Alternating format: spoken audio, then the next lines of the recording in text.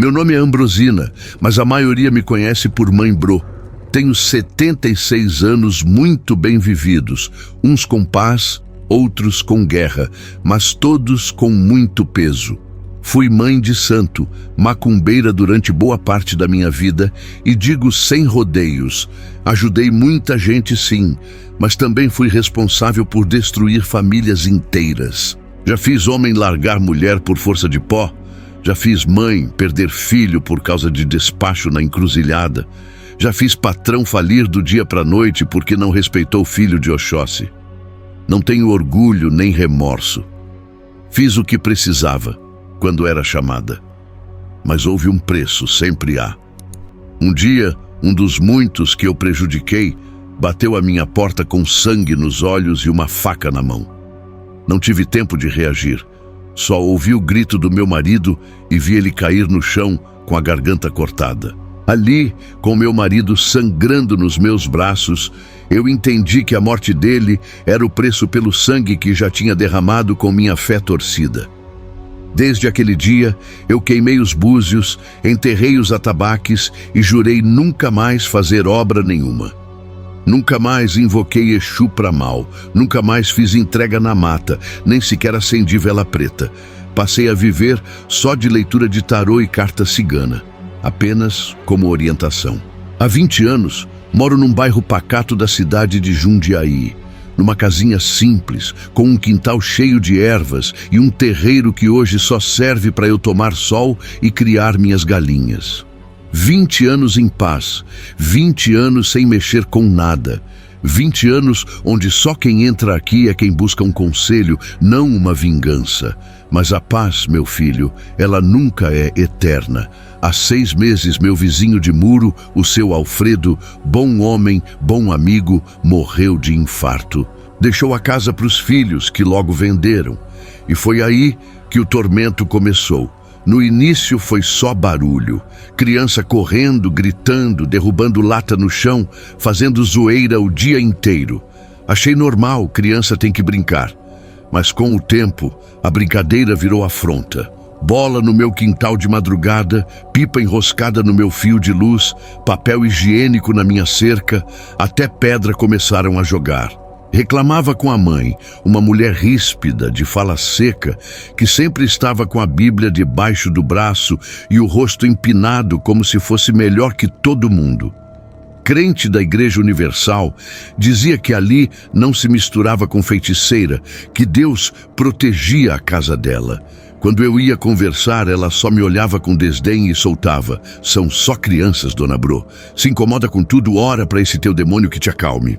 Já o marido, mais bruto ainda, nunca me dirigiu uma palavra que não fosse atravessada. Um sujeito carrancudo que passava com a cara fechada e, quando não ignorava, soltava um "vai cuidar da tua vida, velha", sem nem parar para ouvir. Nenhum dos dois tinha um pingo de respeito, nem pela idade, nem pela convivência. E as crianças, 3 pestes encapetadas, faziam questão de me atormentar todos os dias como se aquilo fosse diversão. Começaram jogando bolinha de gude no meu quintal, depois passou a ser pipa enroscada nas minhas plantas, papel de bala entupindo meu ralo, lata vazia rolando pelo corredor. Eu engolia em seco e só pedia com jeitinho: "Filho, cuidado com a planta da vovó, tá?" Era como jogar palavras ao vento. Teve um dia que arrebentaram minha telha com uma pedrada. Quando fui falar, a mãe gritou da janela que era coisa do tempo, que a telha já devia estar velha mesmo. Outro dia, jogaram fezes dos cachorros no meu jardim de ervas. Pisei descalça e quase vomitei. O pior é que os 3 estavam rindo atrás do muro. A bola deles vivia batendo no meu portão, sempre com força, fazendo um estrondo que me fazia derramar chá, assustar os gatos e até derrubar vela acesa. Teve dia que quebraram o cano do meu jardim com uma paulada tentando resgatar uma pipa. A água ficou jorrando até eu conseguir fechar o registro. Fui pedir ajuda, o pai respondeu: "Problema teu. Quem mandou colocar cano exposto?" Numa manhã, achei vidro no quintal, copo quebrado. Quando fui varrer, me distraí e cortei o pé. O sangue escorreu pelo chão. Sentei na escada e respirei fundo, segurando a dor com as mãos trêmulas. Não chorei, nem reclamei. Limpei, fiz curativo e fui fazer defumação na casa. Só eu sei o quanto segurei. Só eu sei o que tive que trancar dentro de mim. Porque mais que macumbeira, sou mulher de palavra e prometi a mim mesma que nunca mais pisaria num círculo de sangue. Mas comecei a perceber que aquelas crianças não eram só malcriadas, eram más. O olhar delas era gelado, sem brilho de infância. O do meio, principalmente. Me encarava como quem desafia, um sorrisinho no canto da boca que não era de menino. Era um deboche, um aviso. Eu já tinha visto aquele olhar antes, na mata, no cemitério, na encruzilhada. O olhar de quem tem coisa dentro, o olhar de quem carrega sombra. E ali, naquele quintal cercado de lixo, vidro, pedra e cheiro de fezes, comecei a ouvir o som antigo, aquele tambor. Não do lado de fora, mas dentro de mim. Baixo, lento, como coração de defunto acordando. Ainda não fiz nada. Mas alguma coisa foi despertada. E quando o tambor começa a tocar, é porque os passos do outro lado já começaram a se aproximar. Naquela manhã, o céu estava pesado, abafado, como se o mundo segurasse a respiração antes de soltar um grito. Eu acordei cedo, como sempre faço, e fui cuidar das minhas galinhas. São minhas companheiras. Após a morte do meu marido, se tornarão meus bichos de estimação. Tenho umas 12, todas com nome, todas criadas com carinho. Falo com elas, dou banho de erva quando adoecem, e elas me respondem do jeitinho delas, com olhar manso, com bico leve na minha mão. Só quem tem bicho entende. Estava lá no terreiro jogando milho quando ouvi um barulho seco, um estalo, como o som de borracha estourando no ar. Em seguida, um baque no chão. Meu coração disparou. Me virei e vi os 3 encapetados em cima do meu muro, com um estilingue na mão, rindo, como se tivessem ganhado um prêmio.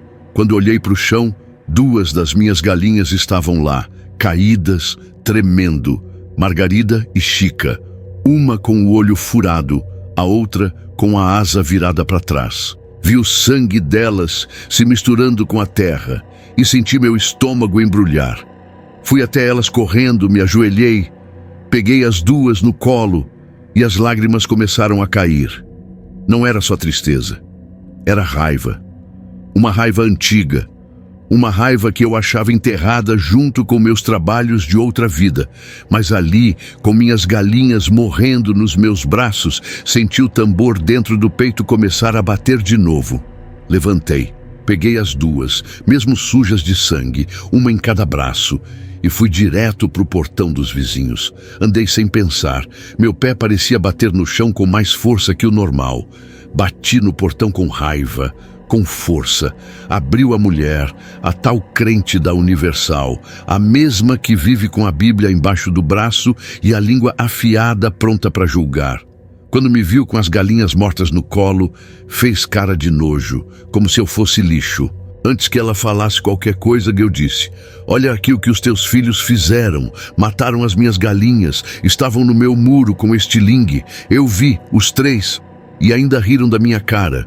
Ela cruzou os braços, levantou o queixo e soltou um: e o que eu tenho com isso? Vai orar pro teu capeta resolver. Eu disse que ela precisava dar um jeito naquelas crianças, que aquilo era crime, era crueldade, que elas estavam passando dos limites. Foi aí que ela, sem dizer mais nada, empurrou o portão com tudo e me acertou no peito. Eu caí e o chão me recebeu com força. Esfolei os 2 joelhos, ralei a mão, senti o sangue arder na pele fina da idade. Eu sou uma senhora de 76 anos e mereço respeito. As 2 galinhas caíram do meu colo, os corpos inertes no chão, e eu fiquei ali sentada, com a respiração presa e o peito latejando. Alguns vizinhos viram. Eu sei que viram. A rua ficou em silêncio por uns segundos e vi cortina mexendo, gente se escondendo atrás do muro. Mas ninguém veio, ninguém falou, ninguém fez nada. Não por medo da crente, mas por saberem quem eu sou. Por respeito, talvez. ou por medo do que eu poderia voltar a ser. Levantei sem pedir ajuda. Juntei as galinhas de novo no colo, como se fossem parte do meu corpo. Entrei em casa sem olhar para trás. Fui direto para o quintal. Cavei com a mão, com raiva, com dor, com lágrimas secas nos olhos. Enterrei Margarida e Chica lado a lado, com erva doce, arruda e um fio do meu cabelo. Acendi uma vela branca, mas ela queimava como preta. Sentei na beira da escada, com os joelhos ardendo e a mão tremendo. Olhei para o céu, fechei os olhos e falei baixinho. Eu tentei. Eu juro que tentei. Depois fui até o fundo do quarto. O armário antigo que eu não abria há 20 anos estava lá, do mesmo jeito. Peguei a chave, abri devagar e senti o cheiro do passado saindo como fumaça velha. Os panos estavam dobrados. As guias vermelhas e pretas ainda tinham o peso do que foi um dia. A Pemba me chamou pelo nome. Eu segurei tudo nas mãos e senti meu corpo aquecer, como se o sangue tivesse lembrado quem eu sou. Mãe Bro não morreu. Ela só estava adormecida. E naquele dia, meus santos me perdoem, mas o que me fizeram acendeu a minha ira, que foi forjada no inferno. O toque começou dentro do meu peito. Não era toque de louvação, era de guerra. Naquela noite, eu não dormi. Sentei no meu terreiro com os joelhos ardendo e as mãos latejando de tão feridas. O sangue já tinha parado, mas a dor ficou. Era como se a terra toda tivesse absorvido minha raiva. As galinhas dormiam quietas no poleiro, mas eu sabia que a alma das duas que se foram ainda pairava ali, esperando justiça. Não vingança, justiça. Peguei a chave velha e abri o baú que guardava meus segredos de outra vida. Tirei dali um pano preto de algodão grosso, um punhado de palha da costa, linha vermelha, agulha de ferro e uns pedaços de tecido branco, sem estampa, como manda a tradição. Antes de qualquer coisa, tomei um banho de erva forte. De comigo ninguém pode, arruda, guiné e um pouco de alfazema para equilibrar. Me lavei da cabeça aos pés, em silêncio, com vela acesa na beira do chuveiro e sal grosso nos cantos do banheiro. Depois fui para o terreiro e me sentei no chão, com as pernas cruzadas e as costas eretas, como sempre fiz. Acendi um charuto e deixei ele fumegar aos pés da Pemba, sem botar na boca. Só o cheiro já era suficiente para chamar o que precisava ser chamado. Comecei costurando os bonecos com linha vermelha e palha por dentro, um para cada criança. Costurei na força do pensamento, concentrada, nomeando cada ponto com aquilo que eu sabia deles. O mais velho era o da força, o do meio o da malícia, o menor o da cópia. Cada ponto que dei foi com palavra falada entre os dentes, porque palavra pensada não tem o mesmo peso. Quando os 3 bonecos estavam prontos, vesti cada um com retalho que eles mesmos jogavam no quintal durante a semana. Um pedaço de camiseta podre, um pano de chão que jogaram para o meu lado por deboche. Cada detalhe importa. Os fios de cabelo que achei na escova que jogaram no portão foram presos dentro da costura. Sim, eu peguei. Há semanas venho recolhendo. E coisa feita com pressa dá errado. Coloquei cada boneco deitado sobre um prato de barro, ou melhor, dizendo um alguidá. Acendi uma vela preta atrás de cada um, todas untadas com óleo de mamona e um pouco de enxofre em pó. No centro coloquei um copo com cachaça e outro com vinagre, para cortar a arrogância e abrir caminho para a resposta. Comigo ninguém pode, pimenta dedo de moça ao redor, em círculo para selar. O coração do meu peito batia firme e eu sabia que estava pronta. Peguei o primeiro boneco que representei como o mais velho e arranquei o braço direito. Corte limpo, com tesoura de aço, benzida no fogo. Falei o nome dele baixo, entre dentes, e determinei que a força dele se esvaísse. Peguei o segundo boneco, o do meio, e tirei a perna esquerda. O corte foi mais difícil, mas saiu. Ali, eu determinei que ele não conseguisse mais correr do que é dele. O último, o menor, eu cortei ao meio. Foi rápido, firme, direto. Separei cabeça e corpo com linha preta e cobri com folha de mamona.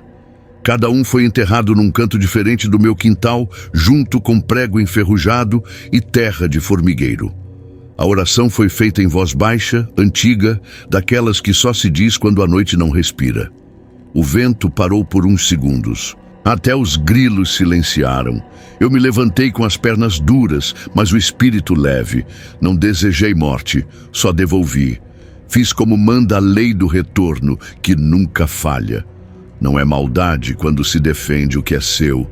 E naquela noite, eu, Mãe Bro, voltei a ser o que nasceu para ser. Não por orgulho, mas por justiça. E o que começou ali, naquela noite sem lua, ia mostrar que o que se planta com ódio, se colhe com lágrima. Naquela manhã, levantei com o corpo doído, joelho latejando e a alma cansada. Fui até o terreiro, como faço todo dia, mas naquele dia o ar estava diferente. Era como se o mundo soubesse que alguma coisa tinha virado de vez. Olhei para o muro, olhei para a casa ao lado e senti no peito aquele silêncio pesado que só vem depois da tragédia. Não era sonho, não era exagero, eu sabia o que tinha feito e sabia que tinha funcionado. Contando o primeiro dia após o ritual, o silêncio foi o primeiro sinal. A imposição do tal ritual já ecoava em gestos sutis. A mãe andava com semblante endurecido, o pai evitava contato visual e a rua parecia prender a respiração. Mas no 7º dia, o caos encontrou forma. O mais velho era atrevido, gostava de se achar homem antes da hora. Mexeu com a menina errada, filha de gente perigosa, e ainda por cima ela tinha namorado. Foi na saída da escola do nada, levou uma surra de 3 marmanjos que não pensaram 2 vezes. A briga foi feia. Chão de asfalto e grito entalado na garganta. O braço dele estalou como galho seco, inchou na hora, torto, pendurado sem força nenhuma. Quando chegou em casa, a mãe correu até o portão, mas não foi para acolher. Foi para berrar. Gritou de ódio, de susto, de raiva do mundo. Os gritos dela ecoaram pela rua inteira. Parecia bicho ferido, descontrolada, chamando por Deus e praga tudo ao mesmo tempo. Mas ali eu já sabia. Era só o começo. O silêncio que veio depois foi diferente. Não era de paz, era de quem sente que tem algo muito errado vindo de volta, mais forte que reza e mais rápido que castigo. Durante aquela semana, as provocações não pararam. Mesmo depois que um quebrou o braço, os 2 meninos ainda vinham com suas maldades. Toda madrugada eu ouvia barulho no quintal. Era pedra batendo no telhado, tampa de garrafa voando pelo muro, coisas miúdas sendo jogadas como se quisessem me tirar do sério. O muro que separava minha paz do inferno deles virava alvo noite após noite. Era como se fizessem questão de me lembrar que o tormento ainda não tinha acabado. Semanas se passaram e a maldade trouxe o 2º capítulo da vingança. O filho do meio, o malicioso, o observador, escalou o muro que era bem alto para ele, estilingue em mãos, mirando as galinhas que ainda viviam ali ao lado. Ele sorriu ao pegar a direção da mira, mas parte do muro cedeu sob o peso e ele caiu de cabeça, perna esquerda estourada. Ossos expostos e gritos ecoando como chicote. Ligaram para o SAMU e o levaram-no. Ligaduras grossas mal cobriam a fratura, mas logo a infecção começou. A perna inchou, ficando horrorosa, as veias sumindo sob a pele trêmula. Depois disso, o silêncio se estendeu, agora com o gemido noturno do filho imobilizado, prisioneiro da gaiola metálica que segurava sua perna. A dor dele se espalhou como maré. 2 meses depois, quando a desgraça já rondava aquela casa como mosca em carne podre, o mais novo saiu para soltar pipa perto de uma avenida das mais perigosas do bairro. A rua vivia cheia de carro, moto, buzina. Um inferno de movimento o dia inteiro. Mas ele, como sempre, achava que nada ia acontecer. Subiu num barranco para pegar vento e correu sem olhar para os lados. A pipa subiu para o céu e ele foi atrás, distraído, correndo pela rua como se o mundo fosse dele. Um carro em alta velocidade pegou ele de cheio, sem tempo de frear. Jogou o menino contra um poste com tanta força que o corpo apagou ali mesmo, na hora. Não teve grito, não teve socorro que resolvesse. Só silêncio. E foi nesse silêncio que a rua inteira percebeu. Aquilo não era só acidente, era cobrança. Ninguém viu o instante exato. Só ouviram o estrondo, o grito abafado. A ambulância demorou. Quando chegou, não havia mais vida, apenas um corpo contorcido, esmagado pela impiedade urbana. A casa que se dizia cristã tremeu de horror. Lágrimas secas escorreram nos rostos, mas tinha estopim escondido, tinha culpa. Depois do enterro do caçula, aquela casa mergulhou num silêncio que sufocava até o ar. O barulho que antes vinha do quintal, as bolas batendo no portão, os gritos atravessando a rua, tudo cessou como se o tempo tivesse sido arrancado dali. A mãe, aquela mulher arrogante que vivia se escondendo atrás de placa de igreja, agora era só pele e osso. Vagava pela rua como se procurasse algo que já sabia que tinha perdido.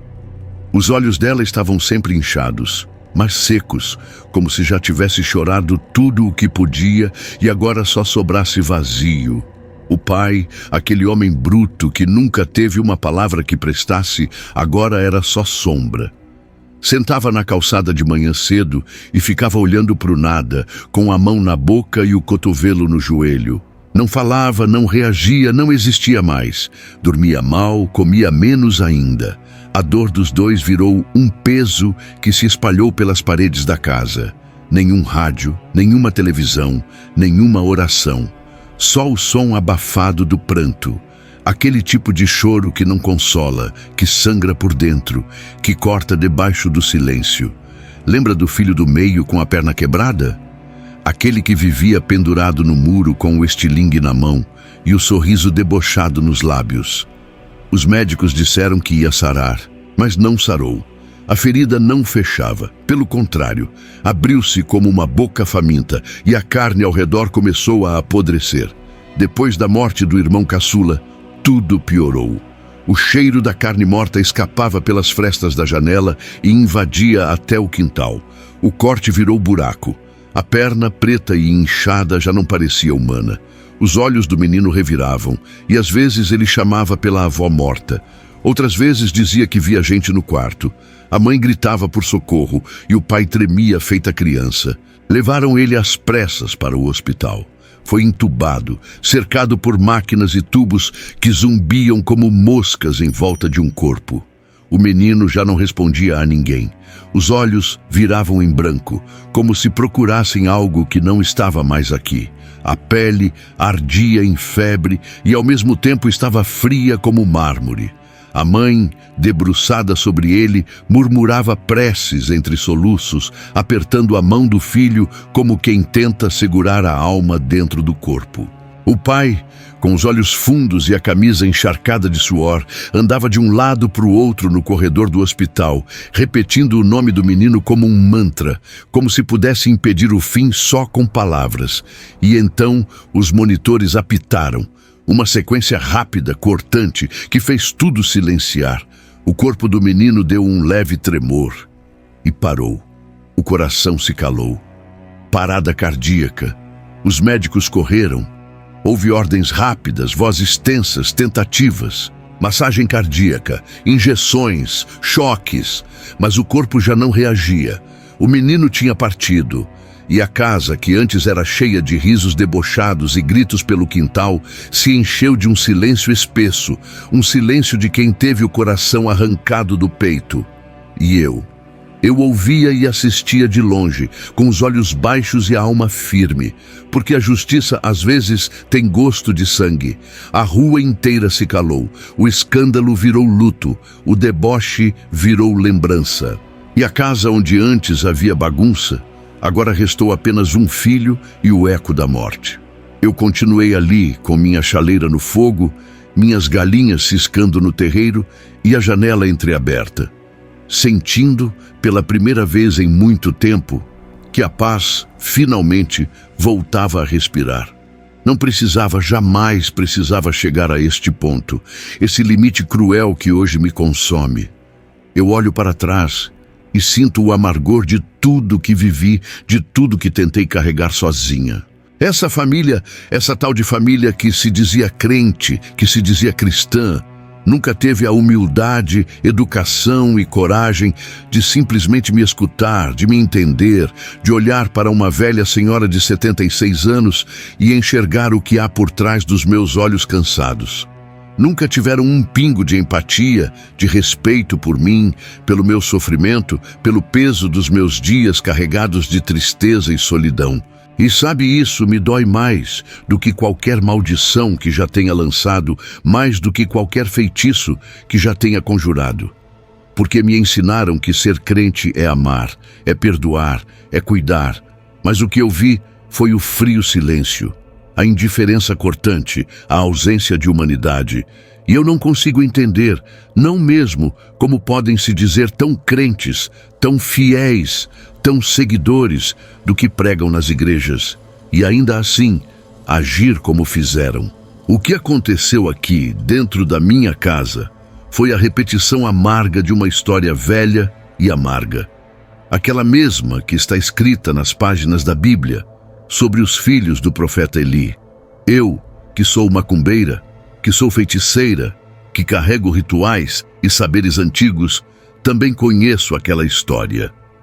Conheço o peso dos erros, das escolhas que ninguém quis corrigir, das mãos que se fecharam diante do mal que crescia em casa. Os filhos de Eli eram filhos ruins, perversos, e Eli, seu pai, só passava a mão na cabeça deles, deixando o mal crescer até que um dia o Deus dos crentes fez justiça do jeito dele e matou todos. E foi assim que eu me senti aqui, perdida entre o silêncio dos que se dizem santos. Não precisava ter chegado a esse ponto de verdade. Bastava que eles fossem educados, que tivessem amor um pelo outro, que ao menos olhassem nos olhos dos seus próprios filhos e entendessem que eu sou uma velha senhora de 76 anos.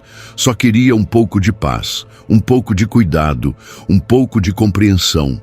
Mas não foi assim. Hoje só resta um filho e eu carrego comigo uma esperança amarga.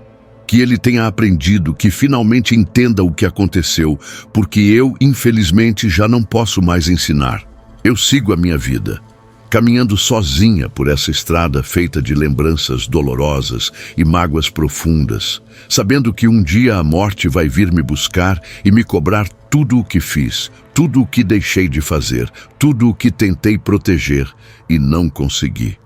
E quando esse dia chegar, quero que saibam, meu coração estava pesado, sim, mas meu espírito nunca perdeu a luta, nem o desejo de ser compreendida.